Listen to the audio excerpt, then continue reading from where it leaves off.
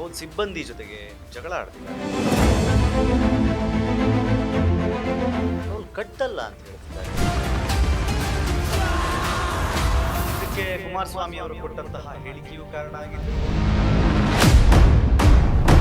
ಕರ್ನಾಟಕದ ಅತ್ಯಂತ ದೊಡ್ಡ ಭ್ರಷ್ಟಾಚಾರ ಅಥವಾ ಹಗರಣಗಳಲ್ಲೊಂದಾಗಬಹುದು. ಕೋರ್ಟ್ ಹೇಳೋವರೆಗೂ ನೀವೇನು ಮಾಡ್ತಿದ್ರಿ? ರೈತರ ಪರ ಮತ್ತು ಯೋಜನೆಯ ಪರ ಏಕಕಾಲಕ್ಕೆ ಇರಕ್ಕೆ ಸಾಧ್ಯ. ಯಾವುದೇ ಸಂಸ್ಥೆ ಆಗಿರ್ಬೋದು, ಯಾವುದೇ ಕಂಪ್ನಿಗಳು ಅವ್ರ ಲಾಭ ನೋಡೇ ನೋಡ್ತಾರಲ್ಲ, ಅವ್ರ ಲಾಭ ನೋಡೇ ನೋಡ್ತಾರೆ.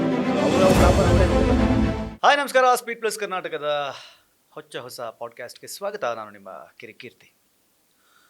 ಎಲ್ಲೆಲ್ಲೂ ನೈಸ್ ಸುದ್ದಿ ಹರಿದಾಡ್ತಾ ಇದೆ, ಆದರೆ ವಿಷಯ ನೈಸ್ ಆಗಿಲ್ಲ, ಭಾಳ ರಫ್ ಆಗಿದೆ. ಜನ ನೈಸ್ ರಸ್ತೆಯಲ್ಲಿ, ಟೋಲ್ಗಳಲ್ಲಿ ಟೋಲ್ ಸಿಬ್ಬಂದಿ ಜೊತೆಗೆ ಜಗಳ ಆಡ್ತಿದ್ದಾರೆ, ಟೋಲ್ ಕಟ್ಟಲ್ಲ ಅಂತ ಹೇಳ್ತಿದ್ದಾರೆ. ಇದಕ್ಕೆ ಕುಮಾರಸ್ವಾಮಿ ಅವರು ಕೊಟ್ಟಂತಹ ಹೇಳಿಕೆಯೂ ಕಾರಣ ಆಗಿದ್ದಿರಬಹುದು, ಅಥವಾ ಕೋರ್ಟ್ನ ಆದೇಶವನ್ನು ತಪ್ಪಾಗಿ ಗ್ರಹಿಸಿದ್ದು ಆಗಿರಬಹುದು, ಅಥವಾ ಕೆಲವರು ಅದನ್ನು ಅರ್ಥ ಮಾಡಿಕೊಳ್ಳದೆ ಹೇಳಿದ ರೀತಿಯೂ ಇದ್ದಿರ್ಬೋದು. ಹಾಗಂತ ಇಲ್ಲಿ ಯಾರ ಪರ ಯಾರ ವಿರೋಧ ಮಾತಾಡ್ಲಿಕ್ಕೆ ನಾನು ಗೊತ್ತಿಲ್ಲ. ನಾನು ಬರೀ ಸತ್ಯಾಸತ್ಯತೆಯನ್ನು ಕಲೆ ಹಾಕಲಿಕ್ಕೆ ಮತ್ತು ಏನಾಗಿದೆ ಇದ್ರ ಸುತ್ತ ಅಂತ ತಿಳ್ಕೊಳ್ಳೋ ಸಲುವಾಗಿ ನಾನು ಇವತ್ತಿನ ಎಪಿಸೋಡ್ನಲ್ಲಿ ಕೂತಿದ್ದೀನಿ. ಇವತ್ತು ನನ್ನ ಜೊತೆಗಿದ್ದಾರೆ BJPಯ ರಾಜ್ಯ ರೈತ ಮೋರ್ಚಾದ ಉಪಾಧ್ಯಕ್ಷರು ಹಾಗೂ KRIDLನ ಮಾಜಿ ಅಧ್ಯಕ್ಷರು ಆಗಿರುವಂತಹ, ಹಾಗೂ ನೈಸ್ ಜೊತೆಗೆ ಗುರುತಿಸಿಕೊಂಡಿರುವ ಮತ್ತು ಕಾಣಿಸಿಕೊಂಡಿರುವ, ಅಂದರೆ ಅದರ ಅರ್ಥ ಬೇರೆ ಬೇರೆ ಇದೆ. ಕೆಲವರ ಗ್ರಹಿಕೆ ಒಂದೊಂದು ರೀತಿ ಇದೆ. ಅದು ಏನು ಗ್ರಹಿಕೆ, ನಾನು ಅಂದ್ಕೊಂಡಿದ್ದು ತಪ್ಪ ಅಥವಾ ಅವರಿದ್ದಿದ್ದು ಸುಳ್ಳ, ಅಥವಾ ಜನರ ಭಾವನೆಗಳಲ್ಲಿ ಅಥವಾ ಜನರ ಮನಸ್ಸಲ್ಲಿರುವ ಅಭಿಪ್ರಾಯಗಳ ತಪ್ಪ ಅನ್ನೋದನ್ನು ತಿಳ್ಕೊಳ್ಳಿಕ್ಕೆ ಅವ್ರ ಜೊತೆಗೆ ನಾನು ಮಾತಾಡ್ತಾ ಹೋಗ್ತೀನಿ. ನನ್ನ ಜೊತೆಗಿದ್ದಾರೆ M. ರುದ್ರೇಶ್ ಅವರು. ಸರ್, ಕಾರ್ಯಕ್ರಮಕ್ಕೆ ಸ್ವಾಗತ. ನಮಸ್ತೆ ಸರ್. ನೀವು ರಾಜ್ಯ BJP ರೈತ ಮೋರ್ಚಾದ ಉಪಾಧ್ಯಕ್ಷರು. ಅಟ್ ದ ಸೇಮ್ ಟೈಮ್ ಇವತ್ತು ರೈತರಿಗೆ ಬಹಳ ಅನ್ಯಾಯ ಆಗ್ತಾ ಇದೆ ನೈಸ್ ರೋಡ್ನಿಂದ ಅಂತ ಬಹಳ ದೊಡ್ಡ ಸದ್ದು ಕೇಳ್ತಾ ಇದೆ. ಸರ್, ನೀವು ರೈತರ ಪರವಾಗಿದ್ದೀರೋ, ನೈಸ್ ಪರವಾಗಿದ್ದೀರೋ? ಯೋಜನೆ ಪರವಾಗಿದ್ದೀವಿ, ರೈತರ ಪರವಾಗಿದ್ದೀವಿ. ರೈತರ ಪರ ಮತ್ತು ಯೋಜನೆಯ ಪರ ಏಕಕಾಲಕ್ಕೆ ಇರಕ್ಕೆ ಸಾಧ್ಯ ಇದೆಯಾ? ಖಂಡಿತವಾಗೂ. ಹೇಗೆ? ಅಂದರೆ ಯೋಜನೆ ಬೇಕಾಗಿತ್ತು. ನೈಸ್ ಅಲ್ಲ, ನೀವು ತಪ್ಪು ತಿಳ್ಕೊಂಡಿರೋದು ಹಾಗೇನೆ. ನೈಸೇ ಬೇರೆ, ಯೋಜನೆ ಬೇರೆ. ಓಕೆ. BMICAP ಯೋಜನೆನೇ ಬೇರೆ, ಓಕೆ. ನೈಸೇ ಬೇರೆ. ನೈಸ್ ಒಂದು ಕಾಂಟ್ರಾಕ್ಟ್ ಕಂಪನಿ, ಸಂಸ್ಥೆ. ಅದು ಸಂಸ್ಥೆ. ನೈಸ್ ಸಂಸ್ಥೆ ಆ ಯೋಜನೆ ಮಾಡ್ತಾ ಇರ್ತಕ್ಕಂಥ ಒಂದು ಸಂಸ್ಥೆ. ಓಕೆ. BMICನೇ ಬೇರೆ. ಓಕೆ. ಅದು ಸರ್ಕಾರಿ ಅದೊಂದು ಸಂಸ್ಥೆ. ಅದು BMICP ನಾವು ಏನೇ ಹೊರಗಡೆ ನಾವು ಜಮೀನುಗಳು ಕನ್ವರ್ಷನ್ ಮಾಡಿದ ನಂತರ ಪ್ಲಾನ್ ಅಪ್ರೂವಲ್ಗೆ ಹೋಗ್ಬೇಕಾಗಿರೋದು ಅದೊಂದು ಸಂಸ್ಥೆ. ನಾವೇನೇ ಮಾಡಬೇಕಾದ್ರೂ ಆ ಒಂದು ಸಂಸ್ಥೆ ಅಂಡರಲ್ಲಿ ನಾವು ಕೆಲಸ ಮಾಡಬೇಕು, ಅಪ್ರೂವಲ್ಗಳು ತಗೊಬೇಕು. ಆದರೆ ಅದನ್ನು ಅಪ್ರೂವಲ್ ತಗೊಳ್ಳಕ್ಕಿರುವಂತಹ ಏಕೈಕ ಸಂಸ್ಥೆ BMIC ಇದೆ, BMICP. ಓಕೆ. ಆ ಸಂಸ್ಥೆ ಒಂದೇ, ಅದು ಅಪ್ರೂವಲ್ಗೆ ಸರ್ಕಾರ ಸಂಸ್ಥೆ ಅದು. ಆದರೆ ಅದು ನಂದಿ ಅಲ್ದಿದ್ರೆ ಇನ್ನೊಬ್ರು ಮಾಡ್ತಿದ್ರು, ಇನ್ನೊಬ್ರು ಅಲ್ದಿದ್ರೆ ಮತ್ತೊಬ್ರು ಮಾಡ್ತಿದ್ರು ಅಂತ ಹೇಳಿ. ನೈಸ್ ಸಂಸ್ಥೆ ಈ ಒಂದು ಯೋಜನೆಯನ್ನ, ಕಾಂಟ್ರಾಕ್ಟ್ ಮತ್ತೆ ಆ ಒಂದು ಸಂಸ್ಥೆನ ಡೆವಲಪ್ಮೆಂಟ್ ಮಾಡೋಕ್ಕೆ ಮಾಡ್ತಾ ಇರ್ತಕ್ಕಂಥ ಒಂದು ಕಾಂಟ್ರಾಕ್ಟ್ ಸಂಸ್ಥೆ ಅದು. ಓಕೆ. ಈಗ ಬಹಳ ಸದ್ದಾಗ್ತಾ ಇದೆ ನೈಸ್ ವಿಚಾರದಲ್ಲಿ. ನೀವು ನೋಡ್ತಾ ಇದ್ದೀರಿ, ಸೋಷಿಯಲ್ ಮೀಡಿಯಾದ ಬಹಳ ದೊಡ್ಡ ಟ್ರೆಂಡ್ ನಡೀತಾ ಇದೆ. ವಾಟ್ ಎಕ್ಸಾಕ್ಟ್ಲಿ ಜನರ ಅಭಿಪ್ರಾಯ ಅಥವಾ ಜನ ಯೋಚನೆ ಮಾಡ್ತಿರೋ ರೀತಿ ಕರೆಕ್ಟ್ ಇದೆಯೋ? ಕೋರ್ಟ್ ನಿಜವಾಗ್ಲೂ ಏನು ಹೇಳಕ್ಕೆ ಪ್ರಯತ್ನ ಪಡ್ತು, ಜನ ಅದನ್ನು ಹೇಗೆ ತಗೊಂಡ್ರು? ನೋಡಿ, ಈಗಾಗಲೇ ಏನು ಒಂದು 150 ಕೇಸ್ಗಳಾಗಿರ್ಬೋದು.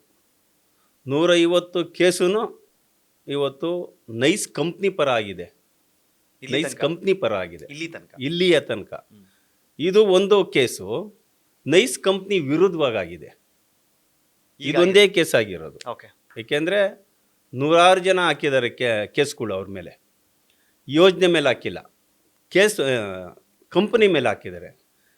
ಇಲ್ಲಿ ನಾವು ತಿಳ್ಕೊಬೇಕಾಗಿರೋದು, ನೈಸ್ ಕಂಪ್ನಿಗೆ ನಾವು ಸರ್ಕಾರದಿಂದ ಅನುಮತಿ ಕೊಟ್ಟವಲ್ಲ, ಈ ಯೋಜನೆ ಮಾಡೋಕ್ಕೆ ಅನುಮತಿ ಕೊಟ್ಟವಂತ. ಆ ಕೊಟ್ಟಂಥ ಸಂದರ್ಭದಲ್ಲಿ ಸರಿಯಾದ ರೀತಿಲಿ ಅಗ್ರಿಮೆಂಟ್ ಮಾಡ್ಕೊಂಡು, ಸರಿಯಾದ ರೀತಿಲಿ ಆ ಕಂಪ್ನಿಗೆ ಕಡಿವಾಣ ಹಾಕ್ಕೊಂಡು, ಆ ಸರಿಯಾದ ರೀತಿಲಿ ಅವ್ರಿಗೆ ಯಾವ ರೀತಿ ನಾವು ಕೆಲಸ ಮಾಡಬೇಕು ಅಂತ ನಾವು ಸರ್ಕಾರ ತೀರ್ಮಾನ ಮಾಡಿ ಅಗ್ರಿಮೆಂಟ್ ಮಾಡಿದರೆ ಇಷ್ಟೊತ್ತವರೆಗೂ ರೈತರಿಗೂ ಅನ್ಯಾಯ ಆಗ್ತಿರ್ಲಿಲ್ಲ, ಸಾರ್ವಜನಿಕರಿಗೂ ಅನ್ಯಾಯ ಆಗ್ತಿರ್ಲಿಲ್ಲ, ನೈಸ್ ಕಂಪ್ನಿಗೂ ಅನ್ಯಾಯ ಆಗ್ತಿರ್ಲಿಲ್ಲ. ಈಗ ನಿಮ್ಮ ಪ್ರಕಾರ ನೈಸ್ಗೂ ಅನ್ಯಾಯ ಆಗಿದೆ, ರೈತರಿಗೂ ಅನ್ಯಾಯ ಆಗಿದೆ, ಸಾರ್ವಜನಿಕರಿಗೂ? ಖಂಡಿತವಾಗೂ. ಇವತ್ತು 30 ವರ್ಷ ಲೀಸ್ ಕೊಟ್ಟಿದ್ದೀರಾ. ಹೌದು. ಇಡೀ ದೇಶದಲ್ಲೇ ಮೊದಲನೇ ಪ್ರಾಜೆಕ್ಟು.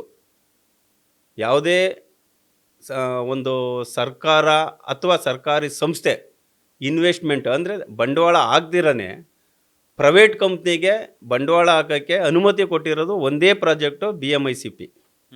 ಈ BMICP ಪ್ರಾಜೆಕ್ಟೇ ನಮ್ಮ ದೇಶದಲ್ಲಿ ಇದೇ ಮೊದಲು ಬಂದಿರೋದು. ಅದು ಬಂದಂಥ ಸಂದರ್ಭದಲ್ಲಿ ನಮ್ಮ ಕಾನೂನು ಮತ್ತು ನಮ್ಮ ಸರ್ಕಾರದ ಒಂದು ಚೌಕಟ್ಟು ಏನಿದೆಯಾ ಅದನ್ನು ಮಾಡಿ ಸರ್ಕಾರ ಮಾಡೋಕ್ಕೆ ಅನುಮತಿ ಕೊಡಬೇಕಿತ್ತು. ಇದರಲ್ಲಿ ಸ್ವಲ್ಪ ಎಡವಟ್ಟಾಗಿದೆ.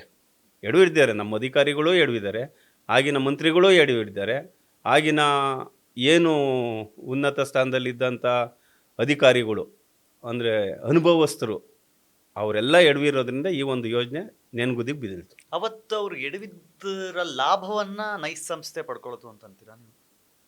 ನೈಸ್ ಇವತ್ತು ಯಾವುದೇ ಸಂಸ್ಥೆ ಆಗಿರ್ಬೋದು, ಯಾವುದೇ ಕಂಪ್ನಿಗಳು ಅವ್ರ ಲಾಭ ನೋಡ್ತಾರಲ್ಲ, ಅದಲ್ತ ಅವ್ರಿಗೇನೋ ಬೆನಿಫಿಟ್ ಆಗಂಗಿದ್ರೆ ಬೆನಿಫಿಟ್ ನೋಡ್ತಾರಲ್ಲ. ಆದ್ರೂ ನಾವು ರೈತರನ್ನು ಜೊತೆಯಲ್ಲಿ ಇಟ್ಕೊಂಡು ನೋಡಬೇಕು.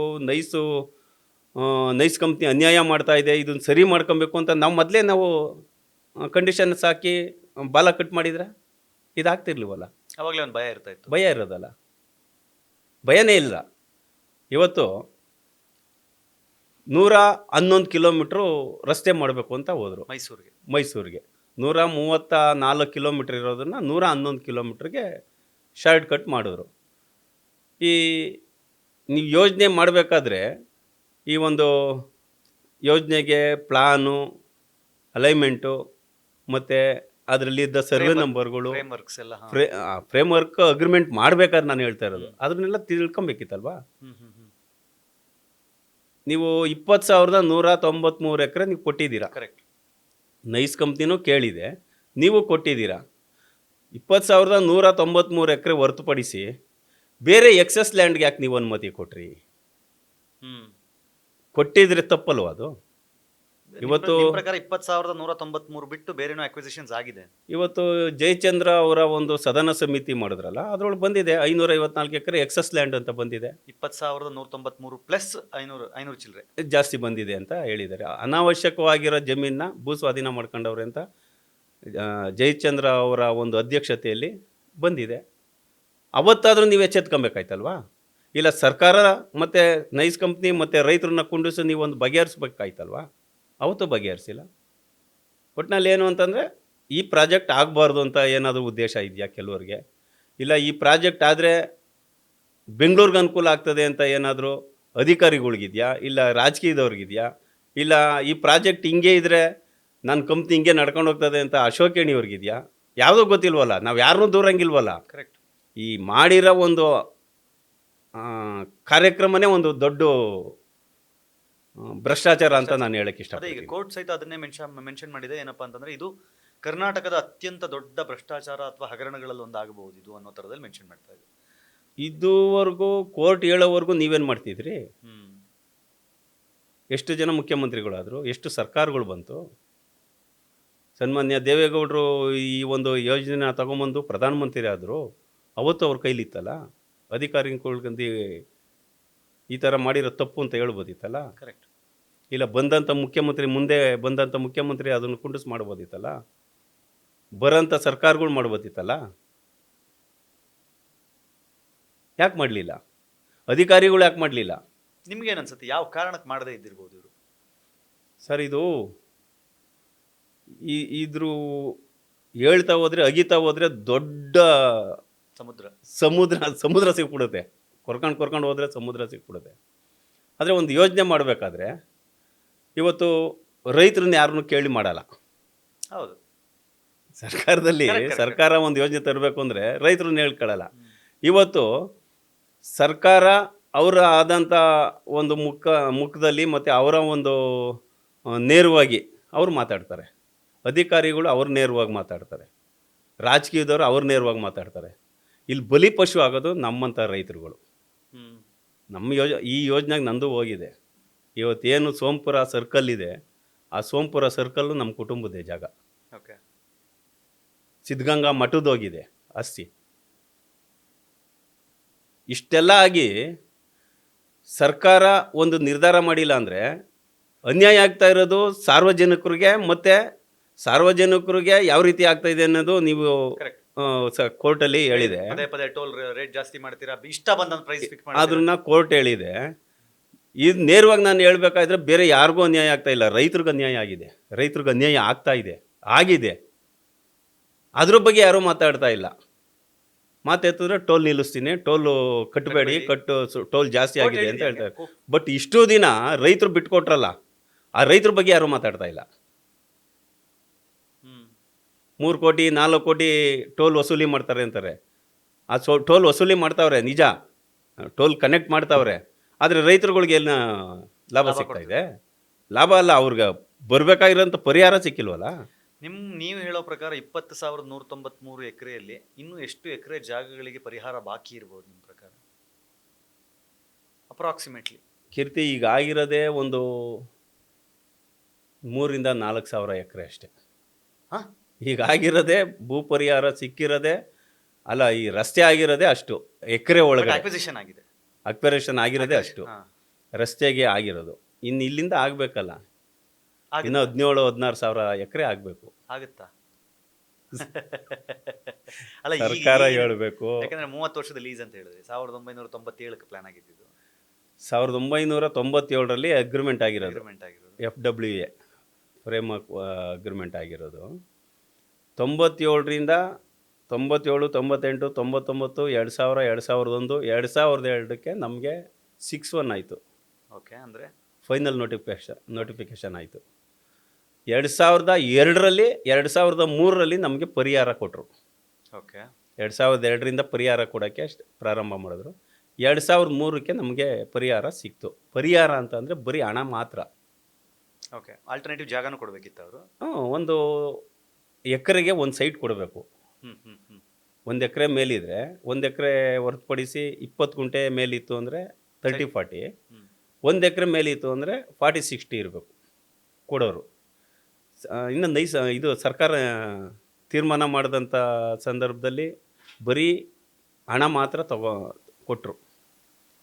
ಅಂದರೆ ಕೆಲವು ಹಳ್ಳಿ ಇವಾಗ ಹೊರಹಾಸ ಅಂದರೆ 6.25 ಲಕ್ಷ, ಸೋಂಪುರ 7 ಲಕ್ಷ, BM ಕಾವಲು 5 ಲಕ್ಷ, ಗೊಲ್ಲಹಳ್ಳಿ 5 ಲಕ್ಷ ಎಕರೆಗೆ, ಎಮ್ಗೆಪುರ 7 ಲಕ್ಷ, ಕೆಂಗೇರಿ 10 ಲಕ್ಷ, ಚೂಡನ್ಪುರ 7 ಲಕ್ಷ, UM ಕಾವಲು 5 ಲಕ್ಷ, ಈ ಥರ ಡಿಫ್ರೆಂಟು ಆಯಿತು. ಈ ಆದಂಥ ಸಂದರ್ಭದಲ್ಲಿ ರಸ್ತೆಗೆ ಏನು ಹೋಗಿತ್ತೋ ಅದ್ರನ್ನ ಫಸ್ಟು ನಾವು ದುಡ್ಡು ತೊಗೊಂಡ್ವಿ. ತಗೊಂಡಂಥ ಸಂದರ್ಭದಲ್ಲಿ ಸೈಟ್ಗಳು ಕೊಟ್ಟಿಲ್ಲ, ಇನ್ನೂ ಕೊಟ್ಟಿಲ್ಲ. ಅದು ನೈಸ್ ಸಂಸ್ಥೆಯಿಂದ ಬರಬೇಕು. ಅದು ಈಗ ಭೂಸ್ವಾಧೀನ ಆಗಿರೋದು ಯಾರು, ಮಾಡಿರೋದು ಯಾರು? ನೀವು ಹೇಳ್ದಂಗೆ ಸರ್ಕಾರದ KIDBನೇ ಅಂದರೆ ಸರ್ಕಾರ. ಕರೆಕ್ಟ್. ನಮಗೆ ನಮಗೂ ಸಂಬಂಧ ಇಲ್ಲ, ರೈತರಿಗೂ ನಮಗೂ ಸಂಬಂಧ ಇಲ್ಲ. ಅವ್ರವ್ರದ್ದು ಅಗ್ರಿಮೆಂಟ್ ಅದು. ಸರ್ಕಾರ ವರ್ಸಸ್ ನೈಸ್ ಕಂಪ್ನಿ ಸರ್ಕಾರ ಅಗ್ರಿಮೆಂಟ್ ಮಾಡ್ಕೊಂಡಿರೋದು. ಸರ್ಕಾರ ನಮ್ಮ ಜಮೀನು ತಗೊಂಡಿರೋದು KIDB ನಮ್ಮ ಜಮೀನು ತಗೊಂಡ್ಮೇಲೆ KIDB ನಮಗೆ ಪೂರ್ಣವಾಗಿ ಕೊಡ್ಬೇಕು ತಾನೆ, ಪರಿಹಾರ ಅವ್ರಿಗೆ ಕೊಡಬೇಕು. ಅವ್ರಿಗೆ ಕೊಡ್ಬೇಕಾಯ್ತಾ? ಕೊಟ್ಟಿಲ್ಲ. ನಾವು ದುಡ್ಡು ತೊಗೊಂಡಿದ ತಕ್ಷಣ ಅವರು ಏನೇನು ಅವ್ರಿಗೆ ಆಧಾರ ಬೇಕು ಅಂದರೆ ಅಗ್ರಿಮೆಂಟ್ ಆಗಿರ್ಬೋದು, ಕ್ರಯಪತ್ರ ಆಗಿರ್ಬೋದು, ದಾಖಲೆಗಳು ಏನೇನು ಬೇಕೋ ಎಲ್ಲ ಮಾಡಿಸ್ಕೊಂಬಿಟ್ರು, ಲೀಗಲ್ ಡಾಕ್ಯುಮೆಂಟ್ಸ್. ಅದೇ ನೈಸ್ ಕಂಪ್ನಿ ಕೇಳಿದರೆ ನಾವು ಬರ್ಕೊಡ್ತಿರ್ಲಿಲ್ಲ. ಸರ್ಕಾರ ಆಗಿದ್ದಕ್ಕೆ ಕೊಟ್ರಿ. ಅದೇ ನೈಸ್ ಕಂಪ್ನಿ ನಮಗೆ ಸೈನ್ ಹಾಕೊಂಡಿದ್ರೆ ಆಗ್ತಿರ್ಲಿಲ್ಲ. KIDB ಸೈನ್ ಹಾಕೊಂಡಿದ್ದು ಹಾಕಿದ್ದು. ಈ ರೈಟ್ ಫಿಕ್ಸ್ ಮಾಡಬೇಕು ಅಂದ್ರೂ KIDBನ ರೈತರನ್ನ ನೈಸ್ ಕಂಪ್ನಿನ ಕುಂಡಿಸಿ ನಮ್ಮ ಬೆಂಗಳೂರು DC ಆಗಿನ ನಮ್ಮ ಈ ರೈಟು ಮತ್ತು ಇದೆಲ್ಲ ಫಿಕ್ಸ್ ಮಾಡಿದಾಗ DC ಅಶ್ವಥ್ ಅವರಿದ್ದರು. ಅಶ್ವಥ್ ಅವರು DC ಆಗಿದ್ದರು. ಅವರ ಒಂದು ಮುಖಾಂತರ ರೈಟ್ ಫಿಕ್ಸ್ ಆಯಿತು, ಸೈಟ್ ಕೊಡ್ತೀನಿ, ಇನ್ನೊಂದು ಕೊಡ್ತೀನಿ ಅಂತ ಅವರ ಮಧ್ಯಸ್ಥಿಕೆಯಲ್ಲಿ KIDB, ನೈಸು, ರೈತರು ಮತ್ತು BMIC ಸ್ಪೆಷಲ್ DC. BMICಗೆ ಒಂದು ಸಪ್ರೇಟು DC ಇತ್ತು. BMICP DC, ಮಾಮೂಲಿ regular DC, nice company MD ಮತ್ತು KIDB ರೈತರು. ಇಷ್ಟು ಜನ ಕುಂಡಿಸಿ ಒಂದು ಸಂಧಾನ ಮಾಡಿ ಆ ಪ್ರಾಜೆಕ್ಟ್ನ ಎತ್ಕೊಟ್ರಲ್ಲ, ಅದೇ ಥರ ರೈತರು ಕೊಡಿಸ್ಬೇಕಾಯ್ತಲ್ವ? ಯಾಕೆ ಕೊಡಿಸಿಲ್ಲ? ತಪ್ಪಲ್ವ ಅದು? ಹೌದು, 100% ತಪ್ಪು. ಅದನ್ನ ಯಾರು ಕೇಳೋದು? ಇವತ್ತು ಯಾರು ರೈತರ ಪರವಾಗಿ ಮಾತಾಡ್ತಾ ಇಲ್ಲ. ರೈತರಿಗೆ ಅನ್ಯಾಯ ಆಗಿದೆ ಅಂತ ಹೇಳ್ತಾರೆ, ಯಾವ ರೀತಿ ಅನ್ಯಾಯ ಆಗಿದೆ ಅಂತ ಹೇಳ್ತಾ ಇಲ್ವಲ್ಲ. ಯಾಕೆ ಅನ್ಯಾಯ ಆಯಿತು ಅಂತ ಹೇಳ್ತಾ ಇಲ್ವಲ್ಲ. ರೈತರ ಪರವಾಗಿ ನಾವು ಬರ್ತೀವಿ ಅಂತ ಹೇಳಲ್ವಲ್ಲ. ರೈತರಿಗೆ ನ್ಯಾಯ ಕೊಡಿಸ್ಬಿಟ್ರೆ ನಮಗೇನು ಸಿಗಲ್ಲ ಅನ್ನೋದು ಕೆಲವ್ರಿಗಿರ್ಬೋದು. ರೈತರನ್ನ ಮುಂದಿಕೊಂಡು ನಾವು ಕಮಿಷನ್ ಹೊಡಿಬೇಕು ಅಂತ ಕೆಲವ್ರು ಇರ್ಬೋದು. ಯಾಕೆಂದರೆ ಈ ಯೋಜನೆಯಲ್ಲಿ ಅನೇಕ ಜನರು ರೈತರನ್ನು ಮುಂದಿಟ್ಕೊಂಡು ಆಟ ಆಡಿದವ್ರು ಜಾಸ್ತಿ ಜನ ನಮ್ಮ ಕಣ್ಣು ಮುಂದೆ ಇದೆ. ಹೌದು, ನಾವು ರೈತರುಗಳಿಗೂ ಕೆಲವು ಸಂದರ್ಭದಲ್ಲಿ ಗಲಾಟೆ ಮಾಡಿಲ್ಲ. ಕರೆಕ್ಟ್. ರೈತರ ಹೆಸರು ಹೇಳ್ಕೊಂಡು ನಮ್ಮ ಅಲ್ಲಿ ಕೆಲವರು ಬೆಳೆ ಬೇಯಿಸ್ಕೊಂಡ್ರು. ಇದು ಯಾಕೆ ಮಾಡಬೇಕಿತ್ತು? ಅದರಿಂದ ಅನ್ಯಾಯ ಆಗಿದೆ ರೈತರಿಗೆ ಅಂತೀರಾ? ತುಂಬ ಅನ್ಯಾಯ ಆಗಿದೆ. ಹ್ಮ್. ಸ್ವಲ್ಪ ಅನ್ಯಾಯ ಆಗಿಲ್ಲ, ತುಂಬ ಅನ್ಯಾಯ ಆಗಿದೆ. ಅವತ್ತು ಇದೇ ಡಿ ಸಿ ಅವರ ಒಂದು ಅಧ್ಯಕ್ಷತೆಯಲ್ಲಿ ರೈಟ್ ಫಿಕ್ಸಿಂಗ್ ರೈಟು ಯಾವ್ಯಾವ ಏರಿಯಾಗೆ ಎಷ್ಟು ರೇಟು ಅಂತ ಫಿಕ್ಸಿಂಗ್ ಆಯಿತು. ಫಿಕ್ಸ್ ಆದಂಥ ಸಂದರ್ಭದಲ್ಲಿ ಉದಾಹರಣೆ ನಮ್ಮದೇ ಜಮೀನು ಸೋಂಪುರ ಸರ್ವೆ ನಂಬರು 7 ಲಕ್ಷ ಆಯಿತು. ಹೊರಸ್ ಅಂದರೆ 6 ಕಾಲು ಬಿಡಿ, ನಾನು ಒಂದು ಸರ್ವೆ ನಂಬರ್ ಹೇಳ್ತೀನಿ. ಸೋಂಪುರ 7 ಲಕ್ಷ ಒಂದು ಸೈಟ್ ಆಯಿತು. ಅವತ್ತಿನ 1 ವರ್ಷ ಮುಂದಾಗೆ B D A 6 lakh fix ಮಾಡಿತು. 2001-2ರಲ್ಲಿ ಬಿ ಡಿ ಎ ಬನಶಂಕರಿ 6ನೇ ಹಂತಕ್ಕೆ ನಮ್ಮದು ಜಮೀನು ಹೋಗಿದೆ. ಕರೆಕ್ಟ್. ಅದರೊಳಗೆ 6 ಲಕ್ಷ ಒಂದು ಸೈಟ್ ಕೊಟ್ಟರು. 6 ಲಕ್ಷ ಒಂದು ಸೈಟ್ ಕೊಟ್ಟರೆ ಒಂದು 3 ತಿಂಗಳಲ್ಲಿ ನಮ್ಮ ಸೈಟು ಬಂದ್ಬಿಡ್ತು. ನಮ್ಮ ಪೊಸಿಷನ್ ಸರ್ಟಿಫಿಕೇಟು ಎಲ್ಲ ಬಂತು. ಅದು ಡೆವಲಪ್ಮೆಂಟ್ ಮಾಡೋಷ್ಟಕ್ಕೆ 1 ವರ್ಷ ಆಯಿತು. ನಾವು ನೇರವಾಗಿ ಹೋದ್ವಿ, ಹಾಕ್ಸ್ಕೊಂಡ್ವಿ. ಆ ರೇಟು ಸೈಟ್ ಬಂದ ಮೇಲೆ ನಾವು ಅಲ್ಲಿ ಮನೆಗಳು ಕಟ್ಟೋಕ್ಕೆ ಸ್ಟಾರ್ಟ್ ಮಾಡಿದ್ರು. ಅವತ್ತು ಒಂದು 40-60ಲಿ ನಾವು 3 ಫ್ಲೋರ್ ಮನೆ ಕಟ್ಕೊಂಡು ಬಾಡಿಗೆ ಕೊಟ್ಕೊಂಡಿದ್ರೆ 1 ತಿಂಗಳಿಗೆ 50,000 ರೂಪಾಯಿ ಬಾಡಿಗೆ ಬಂದಿರೋದು. ಕರೆಕ್ಟ್. 2003ರಿಂದ ನಾವು ಸೈಟ್ ಎಲ್ಲ ತೊಗೊಂಡು 2006 ಆಗಿರಲಿ, 7 ಆಗಿರಲಿ, 2008ನೇ ಇಸ್ವಿನೇ ಆಗಿರಲಿ, ಇವತ್ತು 20 ವರ್ಷ ಒಂದು ಮನೆಗೆ 50,000 ರೂಪಾಯಿ ನನಗೆ ನಾವು ಬಾಡಿಗೆ ತೊಗೊಂಡಿದ್ದರೆ ಎಷ್ಟು ಲಕ್ಷ ಆಗಿರೋದು? ಇವತ್ತು ಅದು ಲಾಸ್ ಆಯಿತು ರೈತರಿಗೆ. ಅದು ಲಾಸ್ ಆಯ್ತಲ್ಲ, ಅದನ್ನ ಯಾರು ಕೇಳ್ತಾ ಇಲ್ಲ. ಎರಡನೇದು, ರೈತರು ಇದು ತೊಗೊಬೇಕಾದ್ರೆ ಸೈಟು ಅವ್ರ ಹೆಸ್ರಿಗೆ ಮಾಡ್ಕೊಬೇಕಾದ್ರೆ 25% ಡೆವಲಪ್ಮೆಂಟ್ ಚಾರ್ಜ್ ಕಟ್ಟಬೇಕು ಇವ್ರ ಕೈಯಿಂದ. ಬಿ ಡಿ ಎ ಏನು ರೈನು ಕಾನೂನು ಮಾಡಿದ್ದಾರೆ ಅದೇ ಥರ ಇಲ್ಲಿಗೆ ತಂದರು. 25% ಕಟ್ಟಬೇಕು ಡೆವಲಪ್ಮೆಂಟ್ ಚಾರ್ಜ್ ಅಂತ. ಅವತ್ತು ಡೆವಲಪ್ಮೆಂಟ್ ಚಾರ್ಜ್ ಕಟ್ಟಿದರೆ ಒಂದು 40,000-50,000 ಬಂದಿರೋದು ಒಂದು ಸೈಟ್ಗೆ. ಇವತ್ತು 25% ನಾವು ಡೆವಲಪ್ಮೆಂಟ್ ಚಾರ್ಜ್ ಕಟ್ಟಬೇಕು ಅಂದರೆ 20 ಲಕ್ಷ ಆಗ್ಬಿಡುತ್ತೆ. ಬಟ್ ರಿಜಿಸ್ಟ್ರು ಮಾಡಿಸ್ಕೊಬೇಕು ಅಂದರೆ 1.5-2 ಲಕ್ಷ ಸ್ಟ್ಯಾಂಪ್ ಡ್ಯೂಟಿ ಆಗ್ತದೆ. 25 ಲಕ್ಷ ಆಯ್ತದೆ ನಮ್ಗೆ ಇವತ್ತು ಒಂದು ಸೈಟು ನಮ್ಮ ಹೆಸರಿಗೆ. ರೈತರುಗಳು 1 ಎಕರೆ 1 ಸೈಟು ನನಗೆ ನಾವು ರಿಜಿಸ್ಟ್ರ್ ಮಾಡ್ಕೊಬೇಕು ಅಂದರೆ 25 ಲಕ್ಷ ಆಯ್ತದೆ. ಅವ್ರು ಕೊಟ್ಟಿರೋದು ಎಷ್ಟು? 7 ಲಕ್ಷ. ಲಾಸ್ ಆಗಿದೆ ಯಾರಿಗೆ? ರೈತರಿಗೆ ತಾನೇ. ಇದ್ರೂ ಯಾರು ಪ್ರಶ್ನೆ ಮಾಡ್ತಾ ಇಲ್ಲ. ಟೋಲ್ ರೈಟ್ ಜಾಸ್ತಿ ಮಾಡಿಬಿಟ್ರು. ಟೋಲಿಂದ ಹೋಗ್ಲಿ, ಟೋಲ್ ನಿಲ್ಲಿಸ್ಬಿಟ್ರೆ ರೈತರಿಗೆ ಅನುಕೂಲ ಆಗ್ತದಾ? ಟೋಲ್ ಕನೆಕ್ಟ್ ಮಾಡೋದು ನಿಲ್ಲಿಸ್ಬಿಟ್ರೆ ರೈತರಿಗೆ ಅನುಕೂಲ ಆಗ್ತದ? ರೈತರ ಬಗ್ಗೆನೇ ಮಾತಾಡ್ತಾ ಇಲ್ಲ. ಬಟ್ ಅದೇ ಸಾರ್ವಜನಿಕರಿಗೂ ಇದರಿಂದ ಅನ್ಯಾಯ ಆಗ್ತಾ ಇದೆ. ಬೇಕಂದಾಗ ಜಾಸ್ತಿ ಮಾಡ್ತಾರೆ. ಇದ್ರ ಕಂಟ್ರೋಲ್ ಯಾರ ಹತ್ರ ಇದೆ? ನೈಸ್ ಕಂಟ್ರೋಲ್ ಮಾಡುತ್ತಾ? ಕೋರ್ಟ್ ಕಂಟ್ರೋಲ್ ಮಾಡುತ್ತಾ? ಸರ್ಕಾರ ಮಾಡುತ್ತಾ? ಅಥವಾ ನಿಜವಾಗ್ಲೂ ಕೋರ್ಟ್ ಹೇಳಿದ್ಯಾ ಕಟ್ಬೇಡಿ ನೀವು ಅಂತ? ನನಗೆ ಗೊತ್ತಿಲ್ಲ ಅದು ಕಾನೂನು. ಮೊನ್ನೆ ಒಬ್ಬೊಬ್ರು ಲಾಯರ್ ಒಂದೊಂದು ಥರ ಹೇಳ್ತಾ ಇದ್ದಾರೆ. ಹೌದು, ಹೇಳಿಕೆಗಳು ಭಾಳ. ಒಬ್ರು ಕಟ್ಟಬಾರ್ದು ಅಂತ ಇದ್ದಾರೆ, ಒಬ್ರು ಕಟ್ಟಬೇಕು ಆ ಥರ ಹೇಳೇ ಇಲ್ಲ ಅಂತ ಒಬ್ರು ಅಂತಾರೆ ಅಡ್ವೊಕೇಟ್ಗಳು. ಅವರೇ ಒಂದು ಸರ್ಕಾರನೇ ಒಂದು ಕ್ಲಾರಿಫಿಕೇಶನ್ ಕೊಡ್ಬೇಕು.